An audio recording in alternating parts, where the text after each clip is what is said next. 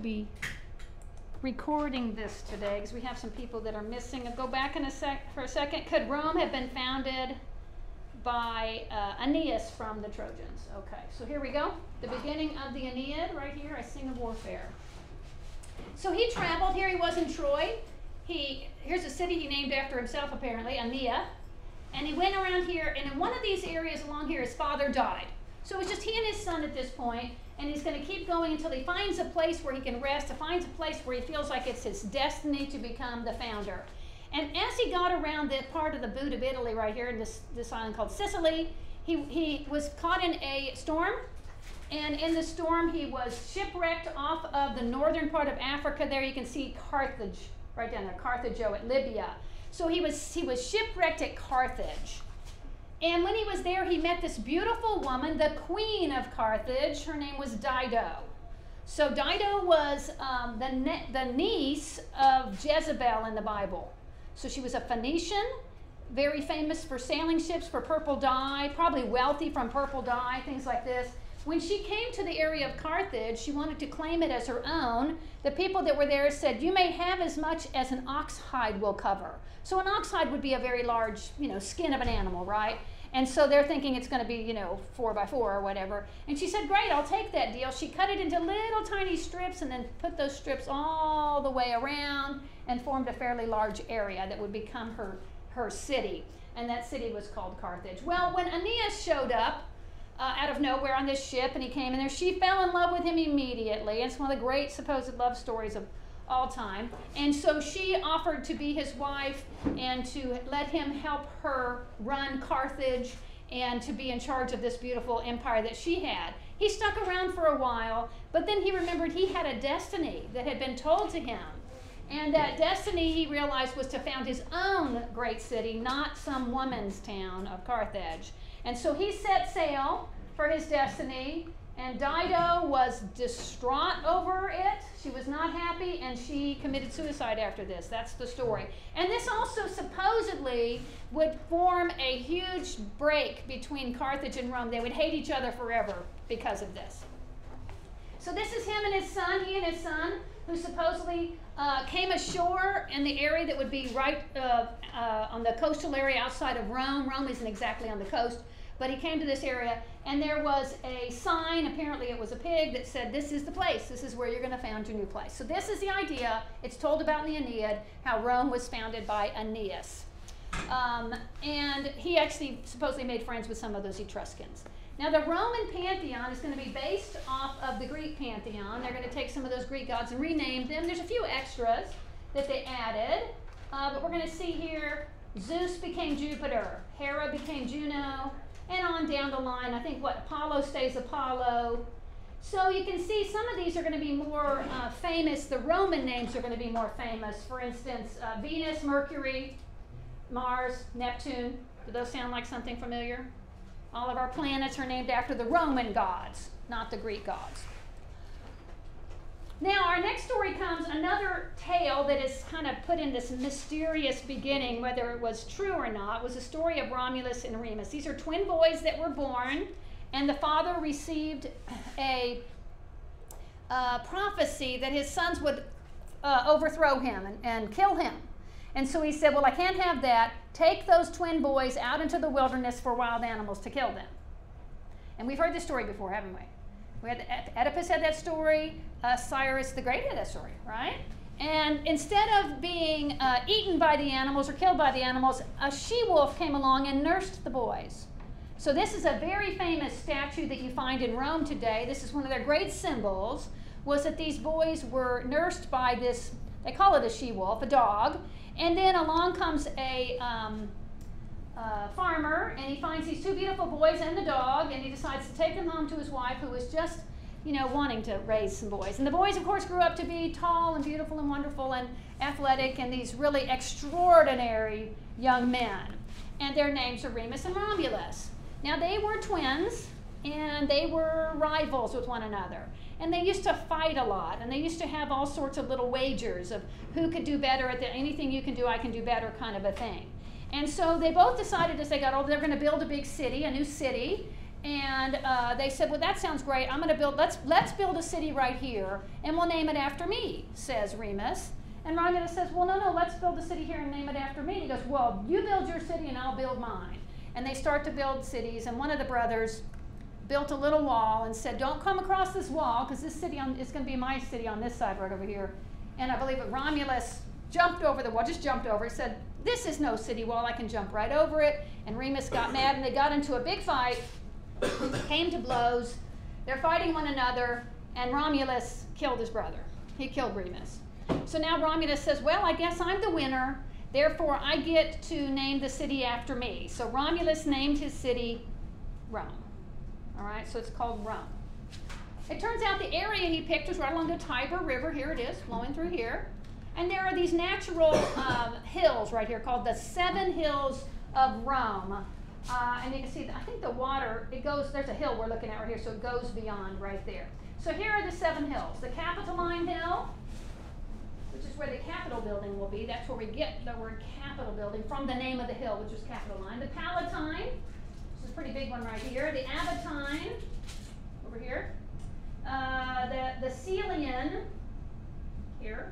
Esquiline, Viminal, and Quirinal, right there. So those are the seven hills of Rome, and they're going to build the city on this. So Romulus starts to build his big city. I believe he started there at Capitol Hill and Palatine Hill. And he started talking people into coming to live in his town. He said, look, I built a big city, come live at my city. Well, you know, other people had their cities, are like, nah. But there were some people who had no city. And these were people who had been banished from their city. What kind of people get banished from a city? Traitors. Criminals. Oh. Traitors? Yeah, criminals. And so there's all these criminals that have no place to go. And so Romulus says, well, you come to my town. So now he's populated his new town with a bunch of criminals. And not to be rude at all, they're all men. There were no women criminals. Well, we know that, right? So they were all men. And they came to live in here. So this is supposedly Romulus, the regal, the king. And so he established this fine city. And by conquest, he was adding wealth to it. And these men came, but there was a problem. There were no women. And they decided that they needed women. And so he had this great idea. And his idea was to invite people over for a big festival. And this particular group of people who had particularly lovely women in their tribe were invited. They were called the Sabines. So he invited the Sabines over for a big party. And he said, yeah, let's have this party. And at the party, they attacked the men and they stole the women. And they made the women there. They killed the men and made the women there. So it's called the, I don't know, the abduction of the Sabine women or something like this. And so they're going to take them all. This is another painting by Jacques David. And now they have women. Okay. This is the symbol that they have for Rome, and it shows the symbol of absolute power. It's called the fasces. It's a bundle of sticks that are surrounding a handle holding a hatchet, an axe there at the top. And it's bundled up with a bunch of red cords. And what that shows, it shows the authority of the state, and it's the ultimate authority of the state. Now that axe head would be there in times of war to show that in times of war you need to be faithful to your government. And when it was no war, that axe would be gone and they would just have the bundle. The bundle still showed the absolute authority of the state. Here are some guys carrying it in. So they would go to different towns that had been captured by Romulus, and they would take that fasces with them and show that they indeed had, it'd be like having the signet ring or something like this to show that they indeed had the authority of the king of Rome. This is still used today. You can see it. This is our, on the left there, is our Senate building. And there is, right back here, you can see a fasces. Right, that's President Obama right there, and that's John Boehner, the Speaker of the House. And the fasces are there, and on the back of the dime, you can see it here as well. It was sort of just showing the power of the state. It has since sort of gone out of fashion, because in the 1930s, a certain man named Mussolini, Benito Mussolini in Italy, kind of tried to revive the Roman Empire by showing the fasces to be the powerful symbol, and he made the word fascist out of that. That's where the word fascist comes from, which means the ultimate rule of the state. And so it's gone out of fashion now. If you see the big statue of Lincoln on his throne, if you look closely, you'll see the fasces on the front of it, showing absolute power of the state. Well, Romulus, after some time of establishing his city and making it great, he just disappeared. So he was supposedly taken up by his father Apollo in a chariot off to heaven. So see you, Romulus. So now we have the time of the kings. The time of the kings. Romulus was the first king. We're not exactly sure if Romulus was real. All right, the people in Rome will say he was, but we're not really exactly sure. Then came these people. Numa Pompilius, we'll talk about him a little bit, and then Tullus Hostilius, Ancus Marcius, Tarquin, the Tarquin family, Servius and Tarquin the Proud. Numa Pompilius, he was the one that codified the law. He wrote the law down in a code that people could read and know if they were breaking the law or not. He said that he received the law from a goddess who told him to write everything down. So that's how the people believe they got their ancient law of Rome. Another king came along whose name was Tullius. It became known Hostilius because there were a lot of hostilities. The people were kind of rebelling against the militaristicness of the state. And at one particular time, they were going to have to settle in single combat. All right, so you know how sometimes maybe a war might be settled in single combat. Well, they did something similar to this. Hostilities would be settled by two families coming forward from each side of the disagreement. It would be the Horatii family and the Curatii family. And so we have this is one of the famous paintings by Jacques-Louis David called The Oath of the Horatii. You can see the three brothers who are pledging their allegiance to their father, who was blessing them and giving them their swords. If you looked at this very closely, it looks like a photograph. It is so beautifully painted. You can see the veins standing out in their skin. It's just incredible. No brush strokes at all. It's very slick. It's just lovely. It's big as this wall. It's huge. And now they're going to go off and have single combat with the three brothers of the Curatii family. The problem here, this is his sisters over here.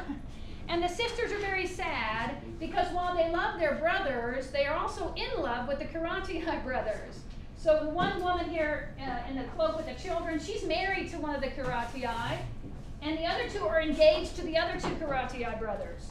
So their brothers are going to fight their husbands and husbands-to-be. And guess what happened to all six of them?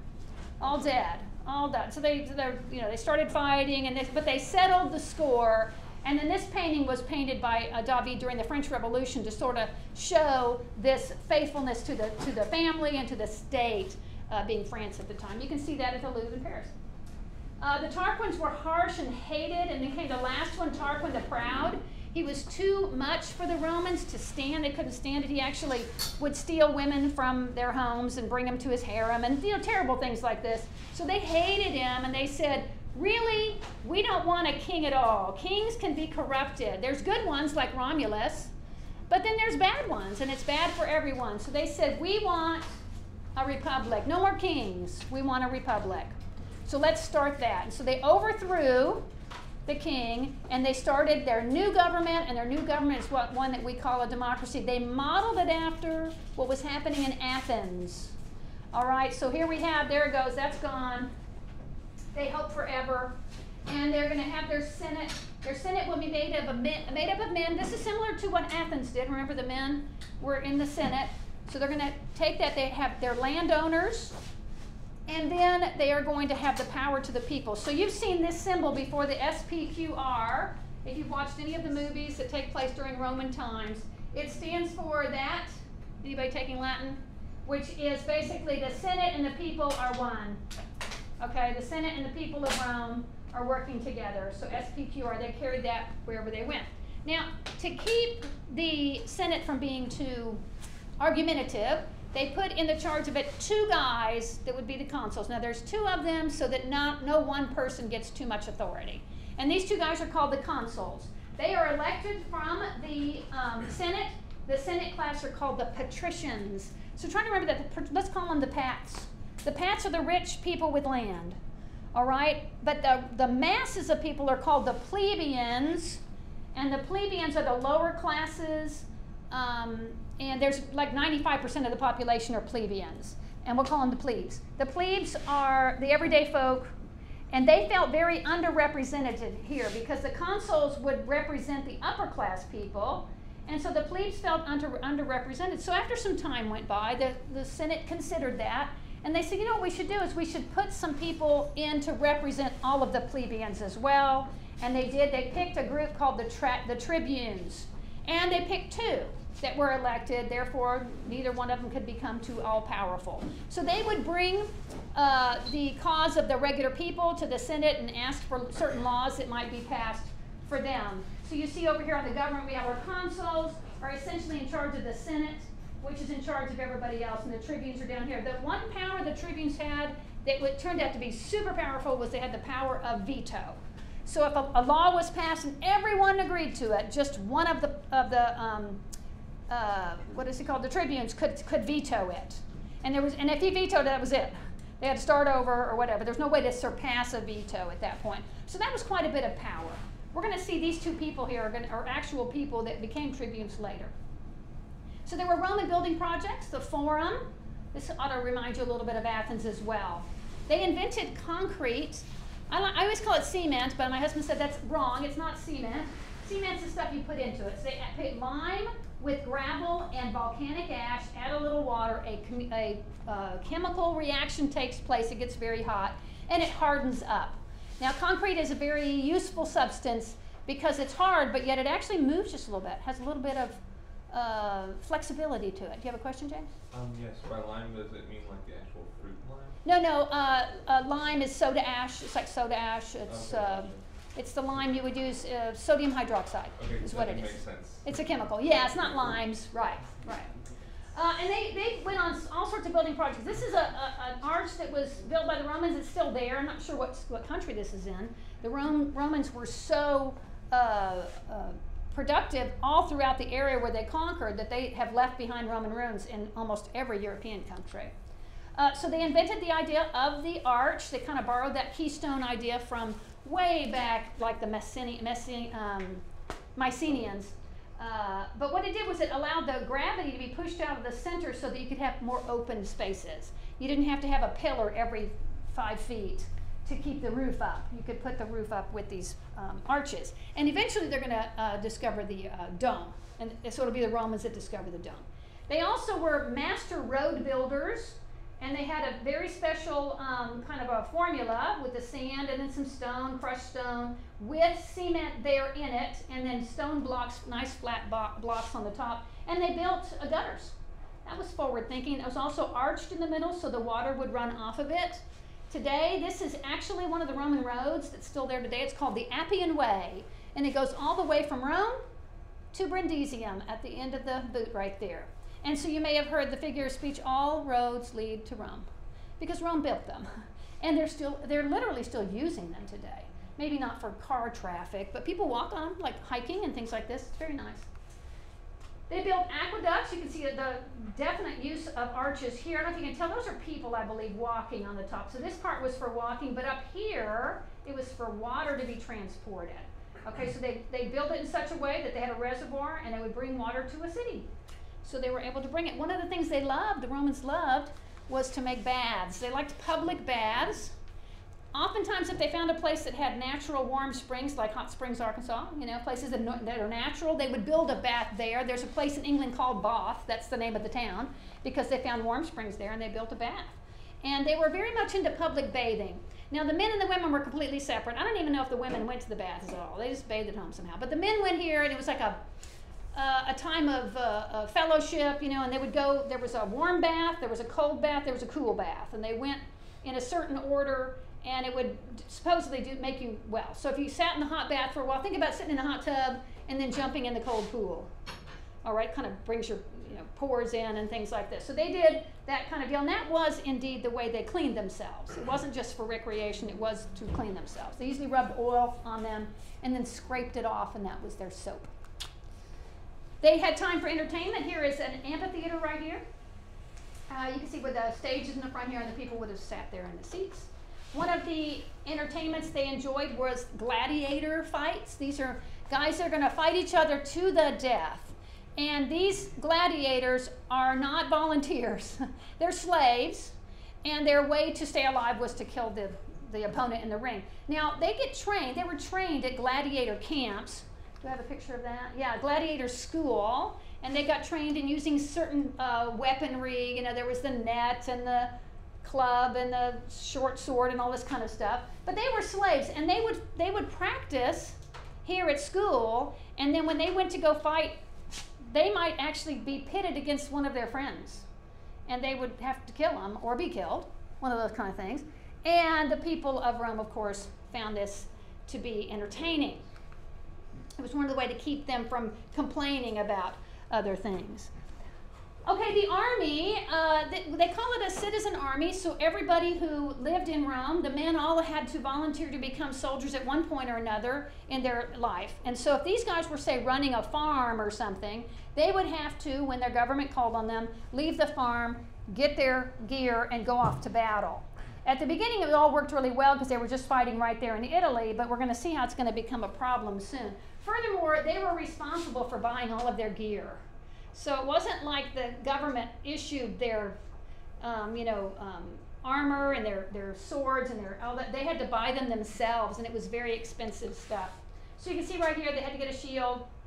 That shield kind of reminds me a little bit of the Spartan shield. And then their breastplate and their helmet and their sandals, all that kind of thing. And sometimes they would have a certain color depending on the group they were joining up with. They would call them like a group of 100. There would be the guy in charge of 100 would be called the centurion. Cent meaning 100. He'd be in charge of 100 men. Here's some of their weapons.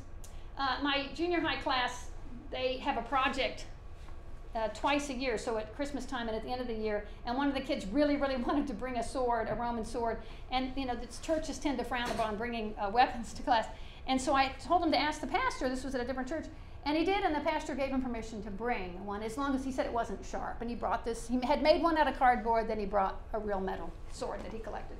He was able to show it and give us a little report about it and stuff. They also carried these lances that would have been used sort of in a phalanx formation, and then they also carried these standards. So standard would be the denotation of what your group was, and then notice the well, you may cannot see it, SPQR is on there somewhere. All right, new weaponry. Here's a ballista that's going to shoot off giant arrows.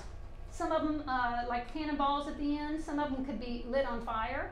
Here is a battering ram that they would use to batter things down. So it started to expand. Like I said, early it was just Rome, right here. They're gonna see how they're gonna start to move around. So they were getting very powerful, and they had one big rival. There it is, Carthage. Remember Carthage? They had, it was Rome's fault that their queen Dido had died because of her broken heart with Aeneas, that whole story. So there was this conflict between them. So they're gonna go through a series of wars. Okay, and the wars are called the Punic Wars. 3 of them. Quickly, the First Punic War started over fighting about all these islands. This is Sardinia and Corsica. I might have those mixed up. And then down here, of course, we have Sicily. They're fighting over those. They have giant battles in Sicily. And then they had a lot of naval battles. So the Romans started to realize that a strong navy was their best offense. They invented this. It's called the corvus. So that's a model of some sort. That's going to come down and attach itself to the ship you're invading. And they could just kind of hook it onto them and then take and board the ship and either burn it or take it. And you can see it's happening here. They're forming a shield wall right here and boarding the boat and taking it. Here's another one, crossing it and taking the boat. All right, they had a big battle right here called the Maelstrom, and the winner was Rome. So Rome won the First Punic War. But some time went by, and Carthage is going to take revenge. And there's one particular guy that says, I will not stand for this. And this guy, you might have heard of this guy. His name is Hannibal. Have you heard of Hannibal? Now, not Hannibal Lecter, but Hannibal. Okay? And he was pretty brilliant. And he had a great idea. He goes, you know what we can do? Instead of trying to attack and having a naval battle, because now they've really figured out their navy, we're going to try to attack from the north. What?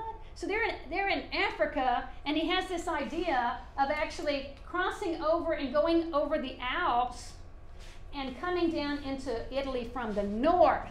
The Italians would have no suspicion that was going to happen, and that's what happened. That's what he did. He actually took his army across the Mediterranean right here. He was very Persian. Look at his war elephants. He literally took those elephants across the Mediterranean Sea.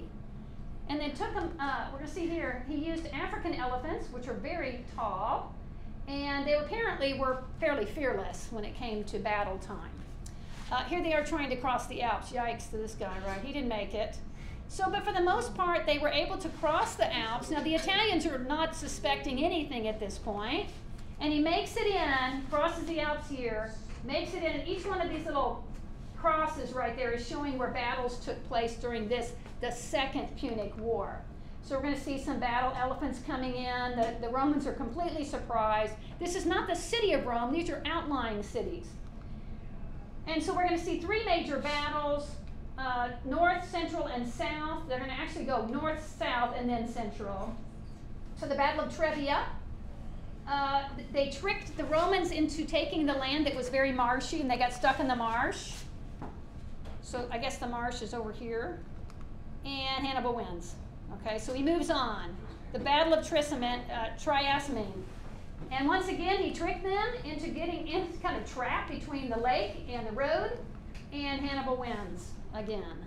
And then he bypasses Rome completely to go to Cannae in 216, and tricks them again, wins again. So Hannibal's winning everything. Is he unstoppable? It says here he's counting the rings of the Roman knights killed at just Cannae, just that third battle right there. And this little bowl is like full of them. So lots of people who are dying right there. So the Romans at this point are like, oh my goodness, this guy is routing us at every turn. How are we gonna stop him? So there were two different thoughts that were going on, two different groups of people. One of them was represented by Scipio. Scipio said, we should keep fighting. And Fabius said we should retreat and wear them out. If we retreat and just make them chase us all the time, so that's called the Fabian method. And typically Fabian retreat is not a good thing, but who used it to really great effect? Do you remember? George Washington used it to really great effect, a Fabian tactic. So the people decided to go with Scipio because they didn't like the idea of running away. So Scipio said, I have a really great idea. Here's my idea. Instead of trying to fight him here on land with those giant elephants and all that kind of stuff, how about we lure Hannibal back to Carthage. We're going to actually invade Carthage. So they've got the Carthaginians in Italy, and his idea was, let's leave Italy and go invade Carthage. Wow, that's pretty bold. And at this point, we have Hannibal said, oh gosh, I guess I better follow him. And they had several battles before Hannibal showed up. Hannibal finally showed up. The Battle of Zama is kind of the decisive battle at the end.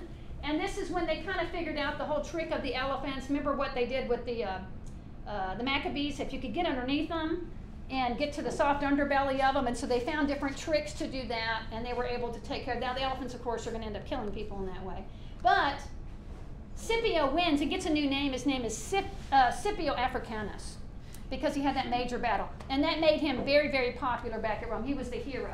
Now, it wasn't quite finished at that point. Hannibal sort of goes away at this point, and they're going to have a third Punic War that's very small. What basically happens is the Romans come back to Carthage and say, you'll never fight again. No one will ever live here again. This actually is what, that middle part right there, is sort of what Carthage was. You can see there's new buildings growing up back around here, but this is the ancient ruins of Carthage, and that was that beautiful, Dido's beautiful, where the ships came in, the port that came in there. They salted the ground. The Romans salted the ground and said no one will ever be able to grow food here again, and pretty much they did ruin it. And so Carthage was no longer a superpower at all, ever. Rome is the big winner at the end, which leads to all this success and this expansion. So now Carthage had a lot of colonies, and now these colonies go to Rome. So now everything in orange is going to become part of the expansion. So we have the Roman Republic here, but it's growing. So here's where it's growing like this at the beginning. We're at 78 now, BC. Y'all know BCE stands for before the Common Era. Yeah, but BC stands for before Christ, another way I put it. The small family farms were being run by these guys who were called away as part of the army. Okay, so when the soldiers left, and they had to go more and more distance to these battles in far-flung places, they wouldn't come back for years. And their farms were not surviving that. The people left behind were the old people, the children, and the women, and they couldn't run the farms properly, and so they eventually had to sell the farms to the wealthy people. So the wealthy people started buying up all those little farms and building their beautiful villas. Here's a lovely villa here where the rich people would live. They had, you know, this is cut away, so this would all be undercover here, but there's a big central open area right here. There's a garden back here, just lovely villas, and they spent most of the time having parties. Now, they didn't do the work themselves. The work for these big farms were done by slaves. And the slaves had come from all of those conquests of those places. What they brought back with them were people, and the people became slaves. Now, I will tell you, the Greek slaves had it the best because all the Romans wanted the Greek slaves to be teachers for their children, because the Greeks were brilliant, they were smart, and they taught their children classes. The other ones worked in the fields. But here they are having kind of their beautiful, lovely party. And the people who used to live on the farms, the wives and children and family of the soldiers who were gone, moved into the city of Rome, and it became very crowded there. So we have our two groups, the patricians, the pats, those are the rich people, the upper class, the wealthy, about 5% of the population. The plebeians, the lower classes, peasants, laborers, shopkeepers, about 95% of the population. They have very few privileges, and so now we're going to look at how those tribunes are going to be their power. So these particular guys, Tiberius and Gaius Gracchus, the Gracchi brothers, they came to speak for the people. Now they had actually been, their father had been of the patrician class, but they wanted to run as tribunes of the plebeian class. They're about 10 years difference in their age, and so it's Tiberius who runs for the office first. And here he is, Tiberius Gracchus, and his big call was land reform. He said, you cannot own beyond a certain amount of acres. So all these rich people who keep buying more and more and more, they can't own that much land. We want to limit that so that some of these farmers can have their land back and have their own little private farms and move back out of the city. So a lot of the plebeians heard what he was saying, and they loved what he was saying. And he said, so we're going to limit the size of the land. We're going to give it back to the landless Romans. And Tiberius Gracchus became a rock star. He was a rock star, very popular. He would go throughout the city, and the people would, throw flowers and say, we love you, thank you for being on our side. Well, this got the Senate very nervous. They were nervous that he was getting too powerful. And because of that, he might try to take over as king. And so they started talking amongst themselves, saying, we need to get rid of this guy. He had run for the office, and it was coming to an end, and he talked about running again. It was unheard of to run for a second term. But there was nothing that stopped him from doing it. And so the Senate decided to mount a big public show against them. And it turned into a chaotic mass. They went and they actually killed him and his followers in the streets. So that would have been Tiberius, who was killed in the street right there. And it led to basically a civil war that was going on between the plebeians and the patricians, which got the Senate very upset. So Gaius took up the mantle and said, I, like my brother, am here to take care of the people. I want to speak for you. But he was much more fiery than his brother had been. And the Senate said, yeah, we can't have this happen. And so they actually had a battle. Here's Gaius talking to the people, but there was a battle. Gaius and his little small army lost to the massive army of Rome, and he died on the battlefield. He took the sword to himself there, and his right-hand man, his servant, did as well. So that's the end of the Gracchus brothers. So the rise of the generals takes place. We have Marius and Sulla. They were rivals, but yet they both spoke for the people, and they wanted to impress the people and give them gifts so the people would be on their side. Marius actually threatened to march on Rome, and that was a big deal. You couldn't march on Rome. That would make you a traitor, but he threatened to, and the Senate were afraid of him. So they actually voted for Marius and Sulla, who were rivals, to be the new consuls. So they're now consuls, hoping that their rivalry will keep them from joining forces and becoming too powerful. But there was a third general. I want you to remember this guy. This is Pompey. I believe he's the one that called himself the Great. Pompey the Great. And he was really well known as a great soldier. All these guys actually were wonderful soldiers. He had defeated these pirates off the coast of Spain and made a big splash about it, sent back all this word about the pirates and how horrible they were and how he took care of them. And the people of Rome loved it. They've heard the stories and they ate it up. They thought this was so great. He's a great general. And then when he came home, he was a wealthy guy. He built them a lovely theater. And he said, I'm going to put on shows in here, and you get to come watch the shows for free. And so you see, he's kind of lulling them, kind of bribing them just a little bit to come in. And so they start to really love Pompey, which makes some of the other guys a little jealous. They send Pompey off to another battle. He has another fabulous success. And Sulla and Marius are starting to lose popularity at this point. I will say that Pompey was sort of on the side of Marius, kind of a groupie, if you will, of Marius. And then we have Marcus Crassus, who was a supporter of Sulla and a rival to Pompey. So this guy, I want to give you a quote of his here. Greed is but a word jealous men inflict upon the ambitious. So his thing was he was always being criticized for being greedy. And that's when he went and conquered a new town, the very first thing he would say is, where's the gold? Bring me the gold. And he would take the gold, which was legal. He would have to give a portion of it to Rome, but he was able to keep it. He wasn't breaking any laws, but he really, really loved gold. I want you to remember that about Crassus. At this time, we had a big slave revolt. These were the slaves who were the gladiators. Okay, so these guys were tough, well-trained in the gladiator school. Have you heard of Spartacus? I Am Spartacus. Some famous movies, I wouldn't recommend them to you.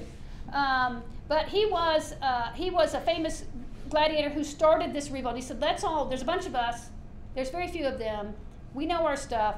They broke out and they became a big army. So there's a big revolt, here he is with his army. And they actually, for a time, gave Pompey, they called Pompey back and said, you've got to take care of this guy. They gave Pompey's legions quite a runaround. And so they had some pretty touch-and-go type of battles going on here. But eventually, the vast, giant army of Rome came to defeat Spartacus and his followers. Most of them were slaves, but there were some that had joined. Some of the plebeians had joined thinking it was a great cause, salab, that kind of thing, to join in. And so the Romans decided that once they conquered them, they were going to show everybody, this is what happens. You do not rebel against the state of Rome. If you do, you're going to end up like this. They crucified all of them. This was a brand new death sentence, a brand new type of torture, it shows them nailed right here. That's probably not quite accurate. They're probably just tied to the crossbeam right there. The idea of a crucifixion is that you have to stand on your tippy toes to take a breath, and then and after a while you're just too tired to stand on your tippy toes to take a breath and you suffocate. So that's how the cross kills them. It's long, it's not great. They lined all along the Appian Way. There were all these hundreds and hundreds of crucifixions taking place. They left the bodies up there to rot for everybody to see. This is what happens when you rebel against Rome. One of the senators who became quite famous and became one of the consuls is a man named Cicero. You may have heard of Cicero. We still read him today, maybe in a literature class or something, you may have read it. He was defending the Republic. He was always speaking out, saying the Republic is a very fragile thing. In order to keep this, do you remember Benjamin Franklin said, we have this great Republic if you can keep it. Because it's a fragile thing. Because what happens to governments is people who want more power than they should have. And so Cicero was always on the lookout for people who were maybe trying to gain a little too much power. He always was suspicious of Marius and Sulla. He was suspicious of Pompey because he thought maybe they were trying to be more than just a general, more than just a consul. And there was this guy right over here sitting down by himself named Catiline right here. And Cicero heard a rumor that Catiline wanted to be king. And Catiline didn't really deny it. He was like, well, I'm pretty good at this. I could do this. I could run this place better than any of you old guys, this kind of thing. And Cicero spoke against him. And Catiline actually got an army together and did march on Rome. It was a failure. Cicero's speech had worked to make everybody suspicious of Catiline. Catiline was killed on the battlefield. And Cicero said, that's what happens to traitors to Rome. So now these guys are made consuls. Remember, this is Pompey and this is Crassus. He's the greedy one, okay? Pompey and Crassus. And there was another man in Rome who really, really wanted some power too. He said, you know what? I think I could do good things for Rome, and y'all should consider me too. I know there's only 2 consuls, but I would like to be part of this deal. Do you know who I'm talking about? Can you guess? It's Julius Caesar, okay? Julius Caesar believed that he had a destiny for greatness. He was given a prophecy as a young boy. He believed he was descended from Romulus. When he was born, his mother had to have a C-section, which is called a cesarean section. It's called that. It's named after Caesar because that's the way he was born. And I don't know if his mother survived. I'm not exactly sure. But he believed that there was this sort of magical aspect to that. He became a very great orator. He really, interesting, admired Cicero and how Cicero was able to convince people just using his speech. Like a great politician. He said, that guy's, I'm going to be a great speaker like he is. They're going to become very bitter rivals here in a minute. He charmed the people. He wanted to do things kind of like Pompey had done. He looked at Pompey and said, oh, that was a great idea, building that theater for the people. That was a great idea. He went to Spain to achieve military glory. That's the way to make a name for yourself, to go do some conquering and bring it back to the people, say, look what I've done for you. The Senate said, oh, that's good, let's get him out of Rome. He's kind of popular. Let's get him out of Rome. He's going to go off to Spain. And he had great success in Spain. And he decided when he came back, he said, I know you two are consuls, but I'd like to worm my way in here. Let's form 3 important people, not just 2, but 3, and we'll call this the triumvirate. And that's just a word meaning a body of 3. And this is known as the first triumvirate. All right, so each one said, okay, well, I'm going to outdo the other guy by showing how, much glory I can gain. So Pompey went off to Spain, Crassus went to Syria, and Caesar went north to a place called Gaul. All right, so we'll see what happened. Crassus was killed at his battle over in Syria, and as the battle was, they captured him, and they knew about his greediness, and so they decided to give him a death sentence that was worthy of his greed, and they poured molten gold down his throat. They made him drink gold. And of course it was very hot, and it killed him as it was going down. And so that's the story anyway, what they say about Crassus, the way he died. Not sure if it's exactly true. Meanwhile, Pompey had great success in Spain. This is a picture of him. He had his own coin minted with his picture on it, and the people of Spain handing him this palm branch, which is supposed to be some great honor in Spain, apparently. And then there was Julius Caesar. He went to Gaul, which is modern-day France. So here's Italy right here, and up here where all the arrows are, that is France. And he came there, and he said this, Vine, vide, vice. Have you heard it? Vine, vide, vice. You remember what it means? I came, I saw, I conquered. All right, and that's what he was talking. He was talking about Gaul. And as he came in there, it was not an organized country. There were all these disparate and different barbaric tribes, people without any written language. One of the guys he met up was this really cool looking guy called Vercingetorix. He's kind of Viking looking right here. And Julius Caesar was a master tactician. And he was able to outsmart these guys just using military tactics, tricking them, that kind of thing, being clever. But I think in this particular case, we had the Gauls, the Gaulish people, also sometimes called Celts. You've heard of Celtic people. They were trapped inside their city, a pretty impressive city, but Caesar was sieging it. He sieged it and he won. And Vercingetorix had to surrender. Here he is throwing his weapons down at the feet of Julius Caesar, saying, you have won this battle. And Caesar said, yes, I have, and you are an interesting specimen. I'm going to take you back with me whenever I go back to Rome. So he put him in, he arrested him, put him in chains, and would later take him back for what we call a triumph. A triumph is when a general comes back after a great victory and has a giant parade and shows all this cool stuff that he got. And so one of the cool things he's going to show the people that he brought back is Vercingetorix. He's going to end up dying in jail in Rome later. It's kind of sad. But he was this, barbarian, just had a really impressive mustache. As Julius Caesar was up there, he got to the coast at the top of France, and he looked across, he said, I see another land over there. And he goes, let's go over there too. That's England, right? That's England. And he came over in his ships, and there were people there, and the people were painted blue. And he thought that was very strange. He said, these are weird people. They're all blue paint. At first, they wondered why they were blue. They realized they painted their skin blue. And apparently, the Latin word for blue painted skin is Britain, and that's where it got its name.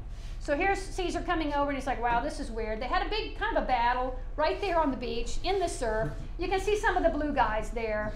The Romans won the battle, but essentially the blue guys just ran off into the woods, hooping and hollering and making all sorts of noise that kind of scared everybody. They were freaky. And Julius Caesar said, well, that was interesting. Okay, so I'm going to claim this land for Rome, but we're going to leave now. He didn't pursue anymore. He didn't know no more battles. He just left. But he did claim it for Rome, and later somebody else will come back and say this has been claimed for Rome and find those blue people again. But they're going to be out of our story for a while. Julius Caesar kept a really great journal. I don't know if y'all are journaling at all. I don't know that my life's interesting enough to have an everyday journal, but Julius Caesar certainly was. And he wrote everything down, and he used to send dispatches back to Rome with little snippets of what was going on, and the people would read them, or it would be told to them in the square, and they thought, oh, this guy is such a great Roman. He's doing this great stuff out there. Later, he took all of those notes from his journals and turned it into a book called The Gallic War. You can find that book today. You can go buy it. Look, it's a Dover edition right there. You can go buy it and read it today. It tells about his tactics.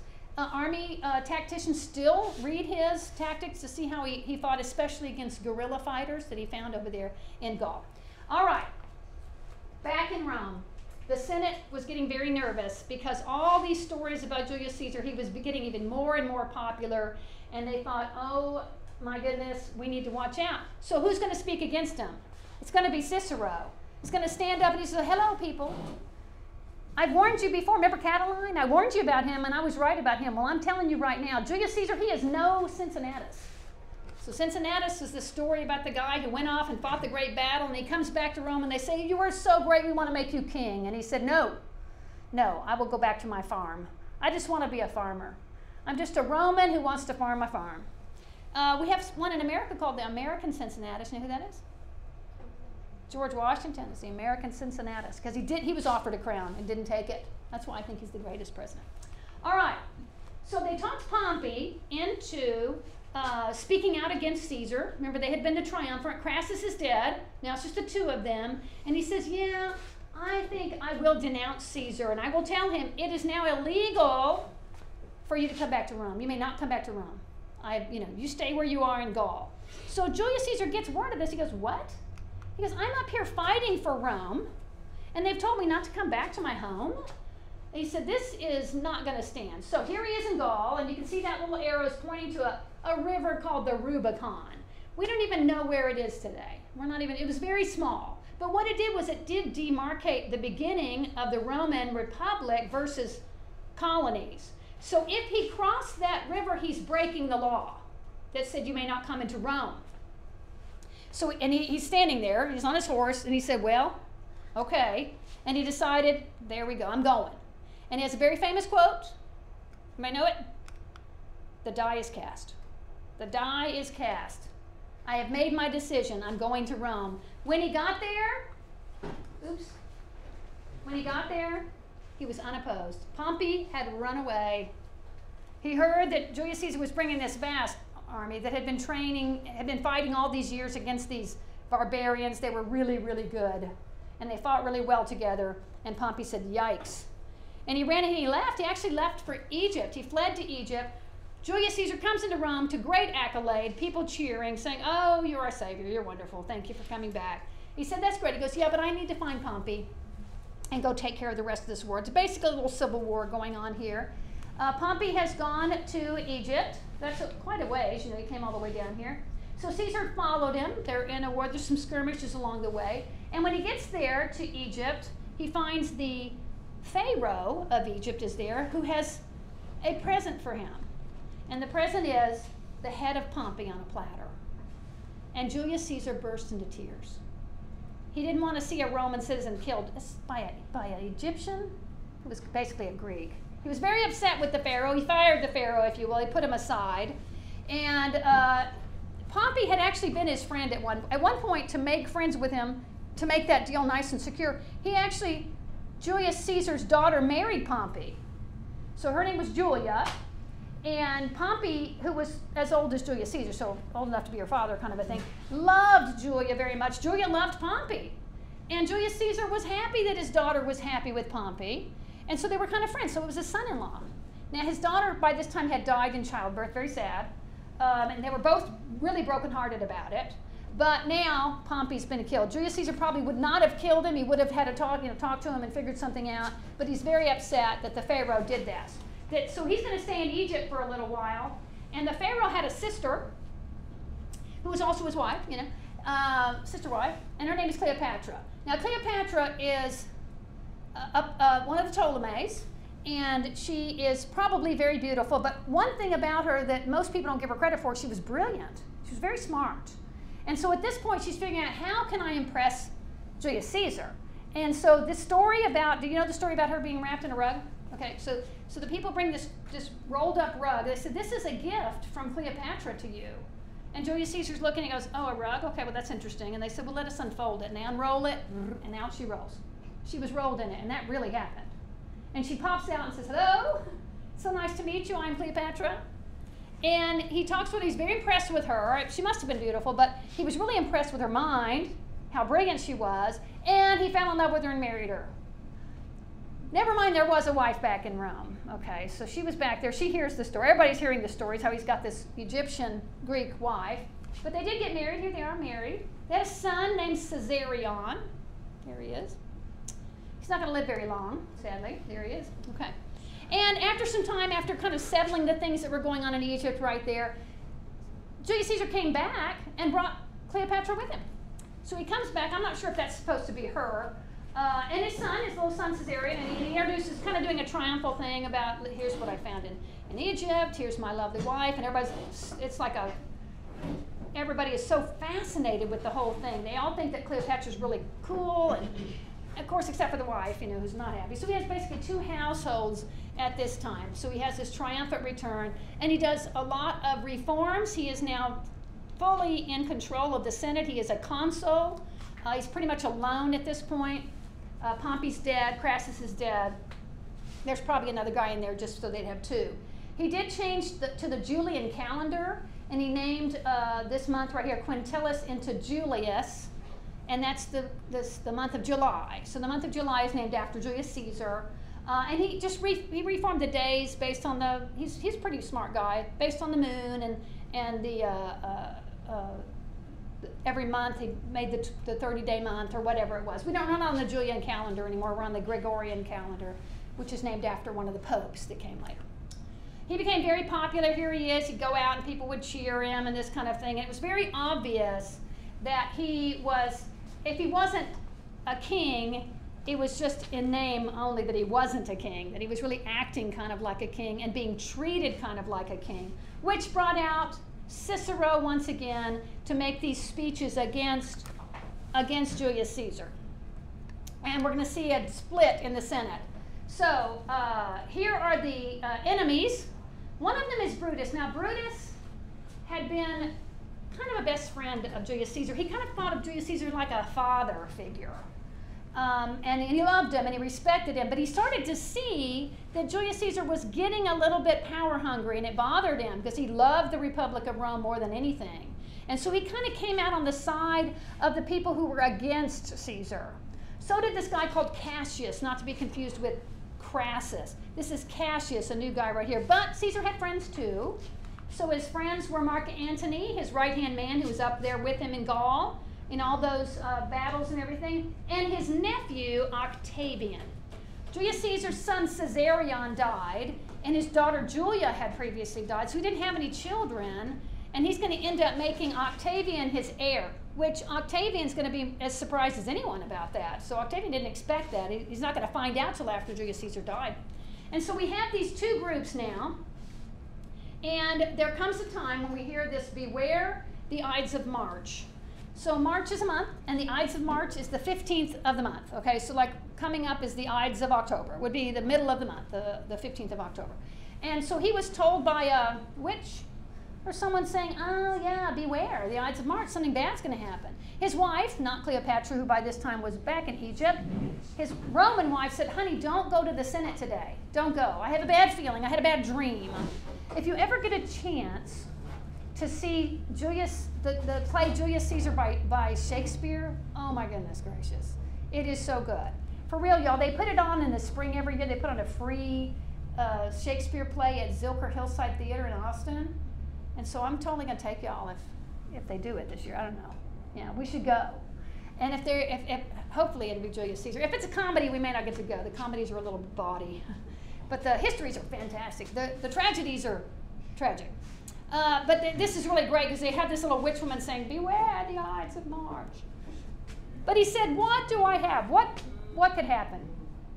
Everything's going to be fine. I am constant as the North Star. Nothing can take me down. I am immortal, basically, is what he's saying. He kind of he sort of was believing his own press. So he gets to the Senate that day. They're just going to have a regular day of reading petitions and making laws and things like that. And he was attacked, here's him down here, attacked by a group of senators.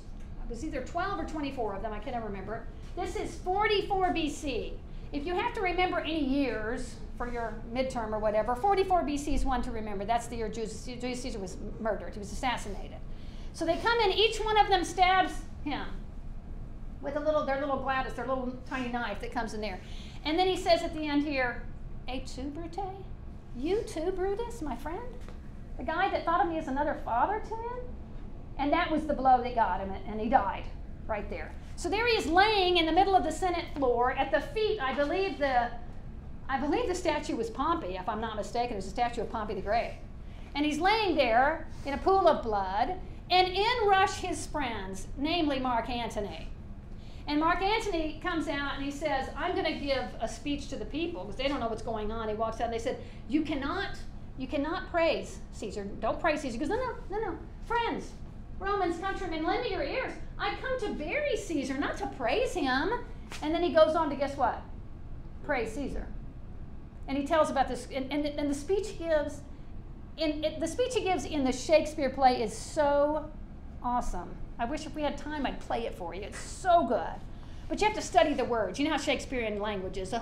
You got to study it right there. But he starts to praise him, and then furthermore he says, "Let me read for you people now." He's got the body sitting right there. He rips off the toga that's blood-stained. He says, "See this blood-stained toga? Let me read for you the will of Caesar." And he opens it up and he starts to read, and he says, "His villa, his gardens, and all the land surrounding it, all of his art is going to become public property. You can go there whenever you want to. Furthermore, of all the wealth that he had collected over the years, I'm going to give 300,000, let's say dollars, it's sesterces, $300,000 to you and to you and to you and to everyone." He gave the money away to everyone. It's like Oprah Winfrey, a car for you, right? Everybody got it. And the people are like, "Whoa, yeah, you get a car." And he also named his heir to be Octavian. Octavian, who wasn't there at the time, he was out of town. He heard it later, he said, "Whoa, really? I got to be, I'm the heir?" And he comes into town kind of wondering if everybody's going to honor that. Caesar became even more popular in his death. He became more popular. But now, of course, we have this massive split. So we have the good guys, well, let's say the good guys, the guys who were on Caesar's side, which would be Antony mainly, he was the big one, and then Octavian, the nephew, who is now the heir, and then this guy Lepidus. We don't really care about Lepidus. They were making the second triumvirate. Here was a guy who was on their side but didn't have much to say. So the conspirators, the bad guys, that would have been Brutus and Cassius, leave. And they have to run out of Rome. They go over to Macedon, to Greece, over here to Turkey, and they're waiting. They realize they're now in a new civil war. Civil war is going to take place. The troops are going to end up meeting right here in the middle of the town called Philippi. Philippi named after Philip of Macedon. And of course, the Philippi of the Bible, the Philippians lived there, right? Okay.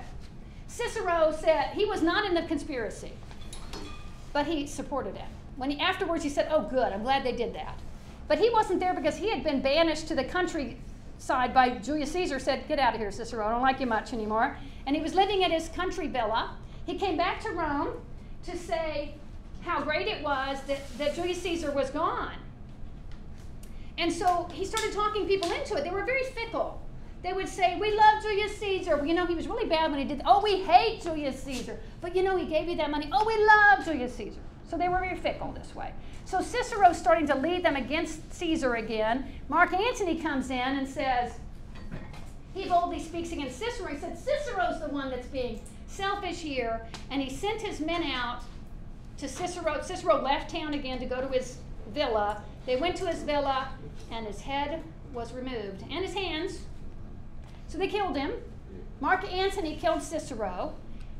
This is a horrible picture. I'm sorry to show it to you. This is Mark Antony's wife with the head of Cicero, and she has stuck her hairpins through the tongue of the head of Cicero because his tongue used to say terrible things about her husband. Awful. All right, then back to the battles. Now we have Octavian Octavian is very young. I'm going to say 20. Mark Antony was very battle-tested, and they're going to be fighting against battle-tested Cassius and Brutus. So really Octavian's sort of the young man on the totem pole here. So they're going to have these couple of battles at Philippi. If you get to see Julius Caesar by Shakespeare, he goes through these battles. It's pretty cool. And the ghost of Julius Caesar comes to see Brutus. It's pretty neat. Yeah. All right.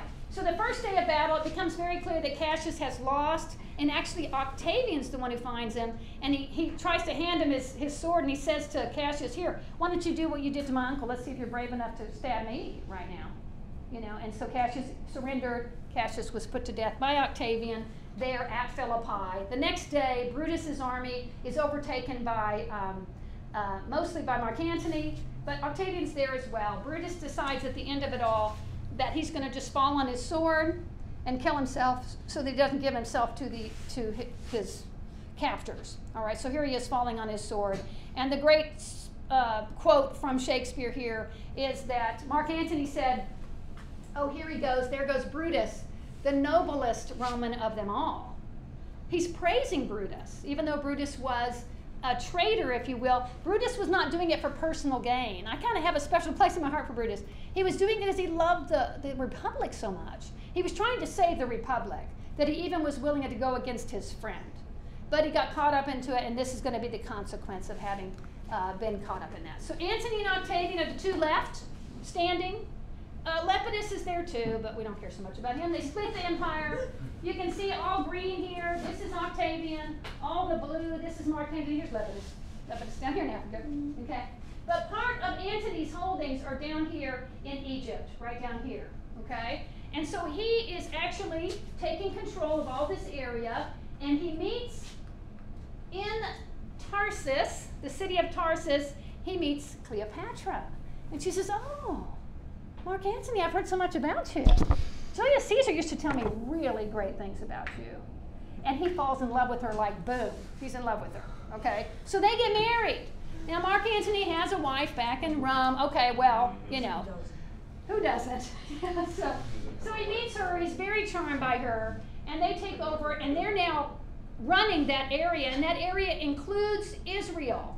And Israel has this guy who is Herod. His name is Herod, who will become Herod the Great. All right, Herod had had some trouble with the Jews. Jews didn't like him very much. He was married to the very last of the Hasmonean princesses. Her name was Miriam. We talked about her a little bit. Hasmonean, the Maccabees, those people. And at one point, he got so jealous of the Jews liking her more and stuff, he actually had her put to death. And now the Jews really hate him, you know, and so he had to run to Rome. And he runs to Rome and he says, "I need your help here. The Jews really hate me, and I'm supposed to be the governor. Can you give me the authority to be the governor?" They said, "Well, we'll give you that authority to be the governor, but we'll also make you king of the Jews." How does that sound? He said, "That sounds awesome. I'll take it." So now he's got to still deal with the problem with the Jews. So now instead of dealing with Rome, he's dealing with Antony, because Antony's in charge of that part of Rome. But Antony, his mind is preoccupied somewhat, okay, with his new wife. And here's Herod the Great, kind of shifty right there. Here's the area he's in charge of. He did rebuild the temple. Now that's important, okay, because the temple is the most beautiful it's ever been. It's more beautiful here than it had been when Solomon had built it. This should have been one of the wonders of the world. It was so gorgeous. And Herod says, "Now they'll love me." And they're like, "Oh, we love this temple." Hate Herod. Love this temple. So they love the temple. Hated Herod. All right. If you ever get a chance, I've never been to the Holy Land, but if you get to go, you see a person right here? This is like a scale model of what it would have looked back in the day when Herod's temple. So this is the temple. These are all the little, you know, shops and houses and stuff around. That'd be pretty cool to be able to see what it may have looked like. All right. So Rome started to lose faith in Antony. They started thinking, well, gee, he's kind of, you know, spending most of his time not being so Roman. He's become very Greek and very Egyptian, and that woman has, So Octavian makes a move. He says, "I believe Antony is a traitor." So he called him a traitor, which caused Antony to, it basically forced his hand to declare war on Octavian. And so he declares war on Octavian. So Antony and Cleopatra are now at war against Octavian in Rome.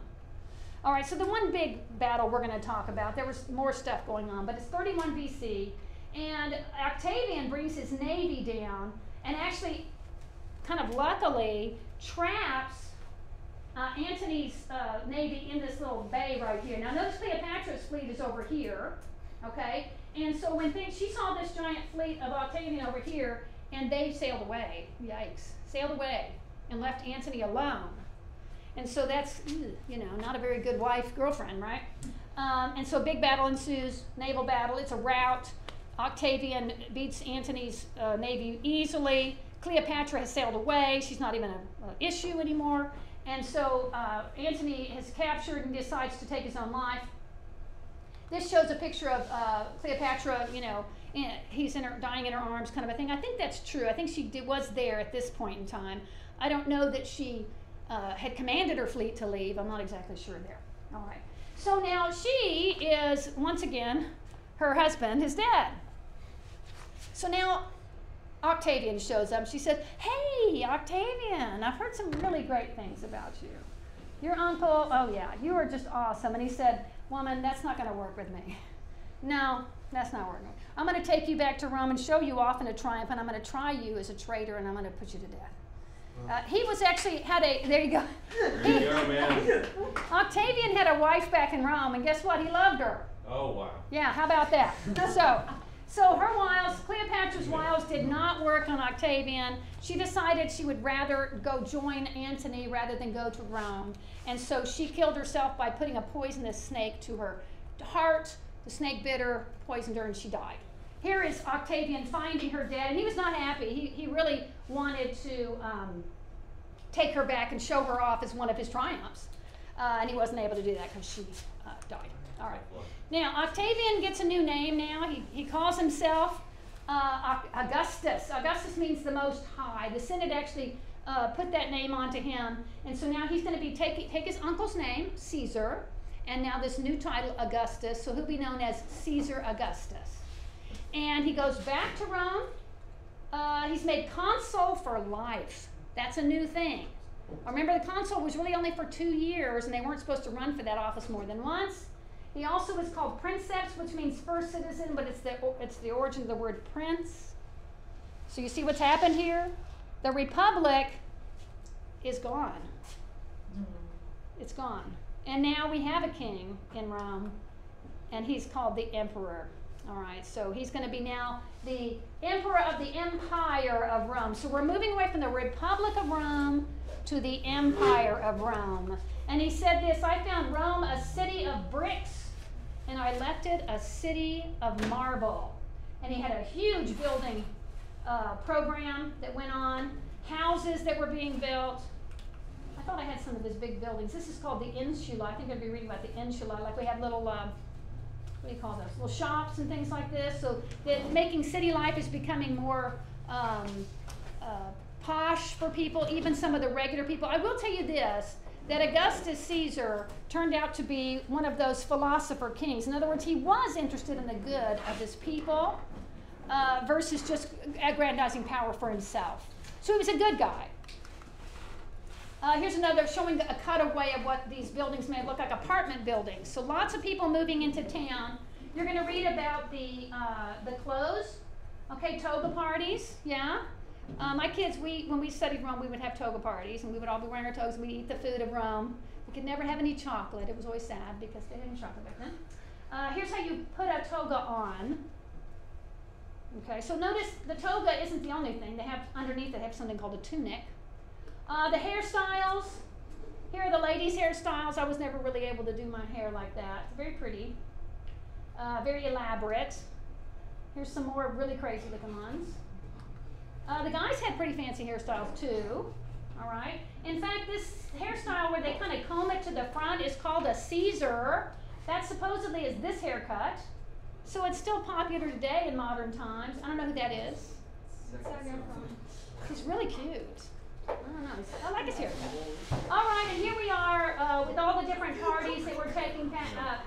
This is where the idea of a large marriage ceremony came about, where all the people would come in for the large marriage ceremony. Okay, and I made it, y'all. I made it. We're good. I'm done. We'll pick up with Augustus Caesar next week. All right, you bet.